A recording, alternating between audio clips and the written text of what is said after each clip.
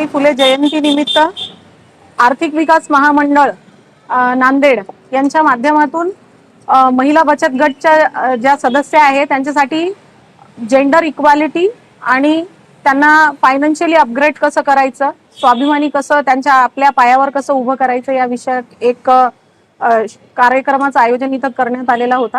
या कार्यक्रमाचा उद्देश हाच होता की प्रत्येक घरापासून सुरुवात व्हायला पाहिजे की लिंगभेद व्हायला नको। कारण आपण समाजाची अवस्था परिस्थिती हे पाहतो की महिलांची जी अवस्था, काही महिला ज्यांचा आधीपासून आहे की चूल आणि मूळ इथपर्यंतच ते मर्यादित आहेत, त्यांना बाहेर निघूच देत नाही आहे लोक आणि ते स्वतः देखील स्वतःची मुक्तता करण्यासाठी तयारच नाही आहे। तर ही कुठं ना कुठं जी लिंग भेदभाव आहे, संविधानामध्ये लिंग भेदभाव होता कामा नये असे सगळे उल्लेख केल्यानंतरही आजही समाजात आपल्याला लिंग भेदभाव होताना दिसते।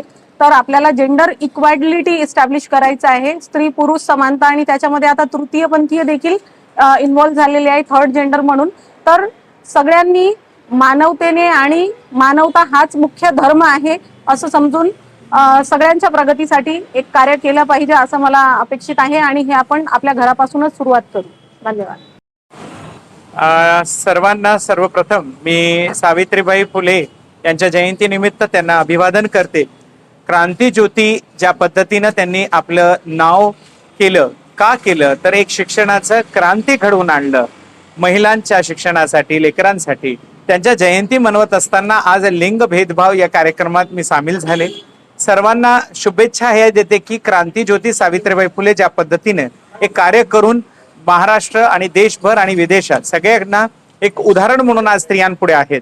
तर स्त्रियांना गरज आहे आपल्या स्वतःच्या विकासाची, देशाच्या विकासाची आणि आपल्या स्वतःला स्वावलंबी बनवण्याची। यासाठी आज यांच्या जयंतीला खरं अभिवादन करायचं असेल तर स्त्रियांनी आरोग्य, विकास, त्यासोबत आर्थिक विकास, त्यासोबतच मानसिक विकास आणि विचाराने आपल्याला प्रबल करायचं आहे आणि मोठं व्हायचं आहे। त्यासोबत देशामध्ये आज या पद्धतीने स्त्री अद्यापही सुरक्षित नाही। काही दिवसांपूर्वी आपण 3 मुली जन्माला आल्या म्हणून महिलेला जाळण्यात आलं, अशा घटना जेव्हा होतील तर स्त्री समभाव केव्हा होईल?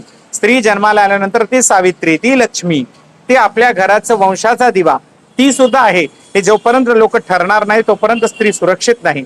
आज सर्वांना प्रण घ्यायचंय त्या सावित्रीबाई फुले जयंती निमित्त की स्त्रीला सुरक्षतेचा वातावरण, स्त्रियांविषयी संवेदना आणि स्त्रियांना आर्थिक दृष्टिकोनाने, विचाराने आणि त्यांच्या डिसिजन मेकिंग पॉवरला मोठं करण्याचं काम आपण सर्वांनी करावं।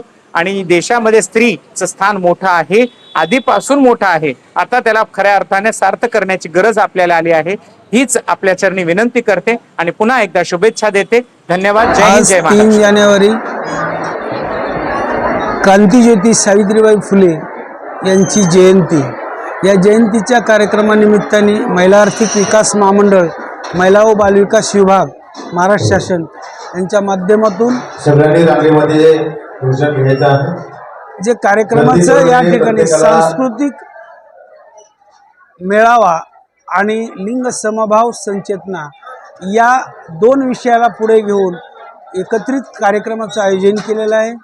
खऱ्या अर्थाने महिला आणि पुरुष यांच्या हक्क आणि अधिकाराच्या माध्यमातून त्यांच्यामध्ये समभाव निर्माण व्हावा, खऱ्या अर्थाने त्यांच्यामध्ये बदल व्हावं आणि स्त्री आणि पुरुष हे जी समानतेने पुढे जावेत ही एक महत्त्वाची संकल्पना महिला आर्थिक विकास महामंडळाच्या माध्यमातून या जेंडर सेन्सिटायझेशन तथा ज्याला आपण लिंग समभाव संचेतना हा कार्यक्रम घेऊन साध्य करत आहोत।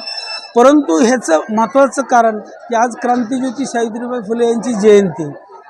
क्रांतीज्योती सावित्रीला खऱ्या अर्थाने आपली जी वंदना होईल, मानवंदना होईल ती त्यांच्या विचाराला पुढे घेऊन जाणे आणि त्या अनुषंगाने महिला आर्थिक विकास महामंडळ, नारी शक्ती लोकसंचलित साधन केंद्र नांदेड यांच्या दोन्हीच्या संयुक्त विद्यमाने या कार्यक्रमाचं आयोजन केलेलं आहे।